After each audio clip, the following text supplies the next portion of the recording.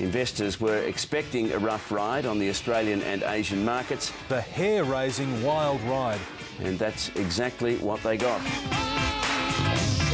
With shares plunging in a dramatic last few minutes of the trading day. Another $33 billion of shareholder wealth went up in smoke. The President tried to talk the economy up, but the markets gave him the thumbs down. I'm not commenting in detail on share market movements. It's going to be a very volatile week.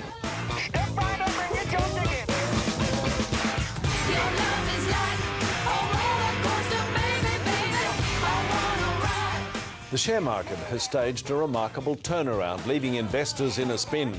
It dropped sharply in the first 10 minutes, but then the dead cat bounced. Moving into positive territory after an early morning bloodbath. Down, then up. Welcome to the horror show. The continuing wild ride on world stock markets. The sort of ride that leaves you throwing up on the grass afterwards. Down, then up. We saw the markets just really fall out of bed this morning. People don't really know what to do. The market at the moment is just totally gripped by fear. We are in uncharted waters here. 1, 2, 3, I got a ticket, so ride with me. Never go down on the merry-go-round. On his set, on these set round. Let's go slow, let's go fast. Licorice, we're gonna win, yeah. The market turmoil has posed new questions about the federal government's promise to return the budget to surplus next financial year. How can you categorically claim that you'll get the budget back into surplus for 2012-13? That will surely impact on your plans for surplus and make the job tougher. Well, Treasurer Wayne Swan has been dealing with this question. Well, it's far too early to make any conclusions, but we will be affected. Of course, we are working to return the budget to surplus in 2012-13.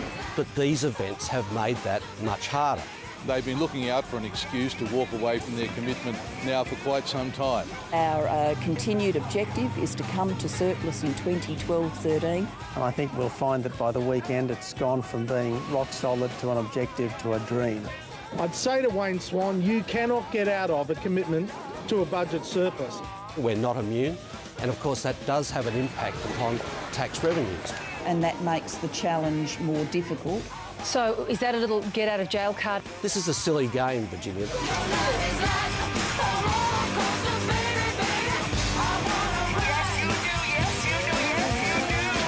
Why does it matter? We also know there's a near obsession with sticking to surpluses in Australia. It's something that voters seem to applaud. Is it really just a political surplus for you? Not at all. My advice to the Treasurer is take it easy. Put small business and jobs ahead of a political schedule that somebody might say you've changed. Labor never delivers budget surpluses. Isn't it time to be spending and maybe, I don't know, throwing caution to the wind a little bit? If it's going to take a year or two later to come into surplus, well, so be it. We've said very clearly that our aim is to bring our budget back to surplus in 12-13, and that's what we aim to do.